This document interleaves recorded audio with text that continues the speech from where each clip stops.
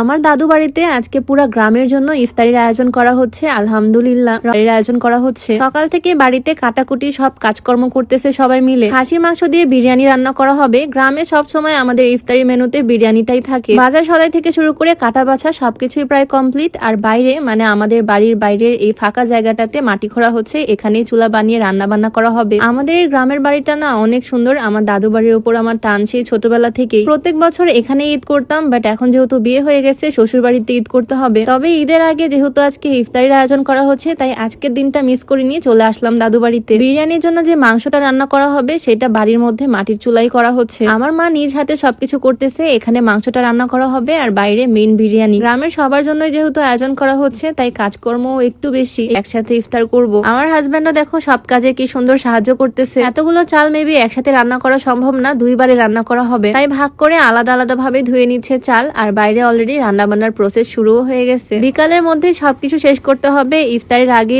আর বেশি মানুষের জন্য রান্না করা সবকিছুই অনেক টেস্টি হয়। আর আজকের বিরিয়ানিটাও রান্না করা হচ্ছে খাসির মাংস দিয়ে। রান্নার পুরাটা প্রসেস এখানে দাঁড়িয়ে দাঁড়িয়ে দেখলাম। আর রান্না বান্নার পরেই আসল কাজ শুরু হবে। সব বিরিয়ানি গুলো প্যাকেট করতে হবে, গ্রামের সব বাড়িতে সবার কাছে পৌঁছে দিতে হবে। অনেকেই এক জায়গায় সবার বসার আয়োজন করে, সবাই এসে এক জায়গায় বসে বসে খাওয়া দাওয়া করে। বাট আমার দাদু বাড়িতে আয়োজনটা একটু অন্যরকম ভাবে করা হয়। খাবার প্যাকেট করে গ্রামের সবার বাড়িতে ঘুরে ঘুরে বিতরণ করে দিয়ে আসা হয়। যাই হোক, বিরিয়ানি রান্না করার পর ওপর দিয়ে কাঁচা তেল ঢেলে দিয়ে আবারও ভালো করে নাড়াচাড়া করতেছে। এই প্রসেসটা আমি কখনো দেখিনি, আজকেই ফার্স্ট টাইম দেখলাম। তো বেশ কিছুক্ষণ এখানে দাঁড়িয়ে দাঁড়িয়ে বিরিয়ানির ফুল প্রসেসটা দেখলাম। আর অবশেষে আমাদের বিরিয়ানি রান্নাও ডান। বাড়ির বারান্দায় বসে খাবার প্যাকেট করা হবে। ছোটবেলা থেকে শুরু করে প্রত্যেকটা রমজানে আমি ঠিক এই দৃশ্যটাই দেখি। বাড়ির বাইরে এইভাবে বিরিয়ানি রান্না করা হয়, আর রান্নার পর বারান্দায় ঠিক এই জায়গাটাতে প্রত্যেকবার বিরিয়ানি প্যাকেট করা হয়। প্যাকেট করতে আমি আমার হাজবেন্ড সবাই হেল্প করতেছি, সবাই একসাথে কাজগুলো করে ফেলতেছি যাতে তাড়াতাড়ি হয়ে যায়। আমাদের গ্রামের ইফতারি সিস্টেমটা এইরকমই। ছোটবেলা থেকে দেখতেছি বাপ চাচারা ইফতার এভাবেই দেয়। একটা প্যাকেটে খানিকটা বিরিয়ানি থাকে, কয়েক টুকরা শসা, 2টা করে খেজুর, এইভাবে এক একটা প্যাকেট সাজানো হয়, অন্য কোনো আইটেম থাকে না। আর এই প্যাকেট গুলো করেই সারা গ্রাম এখন ঘুরে ঘুরে বিতরণ করা হবে। যদিও অনেকে আমাদের বাড়িতে আসে নিতে, ঘন্টা খানিকের মধ্যে আমরা সবগুলো প্যাকেট কমপ্লিট করতে পারলাম আলহামদুলিল্লাহ। অনেকের কাছে হয়তো আমাদের ইফতারি সিস্টেমটা অদ্ভুত মনে হতে পারে, বাট ছোটবেলা থেকে এরকমই দেখতেছি আর এখনো এই জিনিসটা এভাবেই চলতেছে। এই যে ডালিতে করে প্যাকেট গুলো নিয়ে যাওয়া হচ্ছে, এখন ভ্যানে করে পুরা গ্রাম ঘুরে ঘুরে এই ইফতারি প্যাকেট গুলো দেওয়া হবে বাড়িতে বাড়িতে। যাই হোক, ইফতারের টাইমের আগে আমাদের সব কাজ কমপ্লিট আলহামদুলিল্লাহ। গ্রামের সবার বাসায় পৌঁছে দেওয়া হয়েছে। আর ইফতারের সময় সবাই মিলে বাসায় বসে ইফতার করলাম বারান্দায়। তো আজকের ভিডিওটা লং করব না, সবাই ভালো থাকো, দেখা যাবে নতুন ভিডিওতে। সবাইকে আল্লাহ হাফেজ।